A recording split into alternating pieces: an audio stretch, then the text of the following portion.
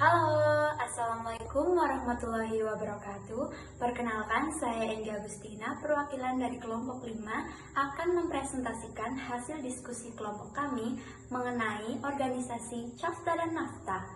Langsung aja ke penjelasan yang pertama.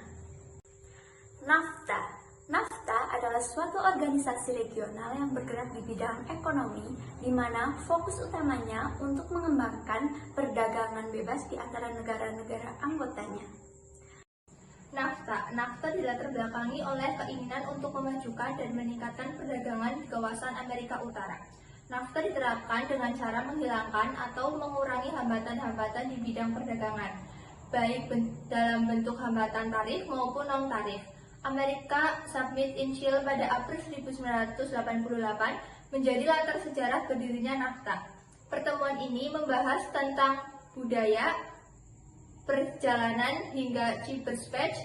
Kerjasama yang dijalin Amerika Serikat dan Kanada menarik minat Meksiko untuk terlibat dalam kerjasama tersebut.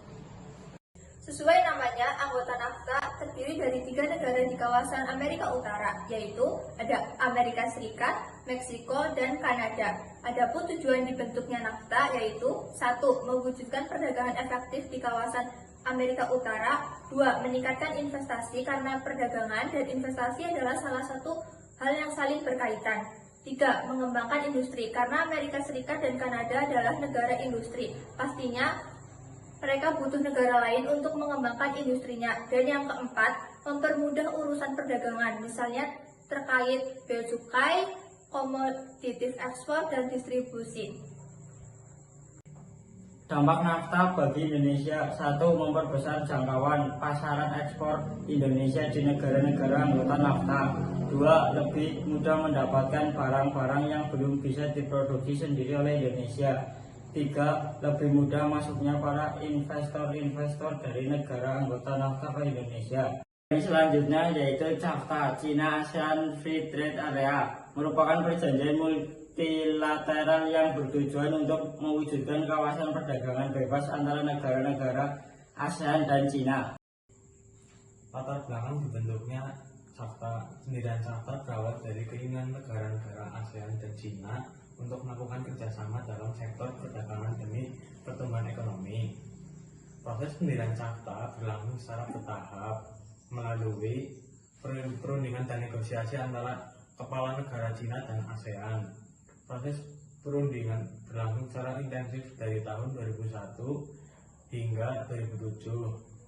CAFTA secara resmi terbentuk setelah penandatanganan perjanjian China ASEAN Free Trade Area pada KTT ASEAN pada tahun 2007 di Filipina. Meskipun CAFTA telah terbentuk pada tahun 2007, realisasi pelaksanaan perjanjian baru dimulai pada awal tahun 2010. Anggota negara CAFTA terdiri dari 7 negara anggota, yaitu Malaysia, Filipina, China, Singapura, Thailand, Indonesia. Pada tahun 2012, Brunei Darussalam, Myanmar, Vietnam, Laos, dan Kamboja baru mulai bergabung dengan CAFTA. Dampak positif dari CAFTA untuk Indonesia antara lain, harga produk barang dan jasa semakin murah karena penghapusan bea masuk. 2. Meluasnya pasar ekspor dari komoditas Indonesia. 3. Meningkatkan kualitas dan kuantitas produk barang dan jasa. Dampak negatif dari CAFTA untuk Indonesia antara lain: 1. Industri dalam negeri terancam eksistensinya. 2. Munculnya ancaman imperialisme produk Cina di Indonesia.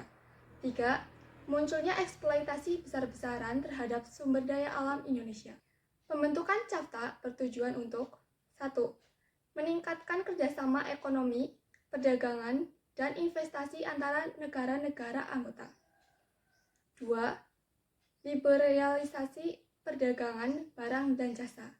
3. Menciptakan sistem transparansi perdagangan untuk mempermudah pengawasan. 4. Meningkatkan daya saing pasar industri.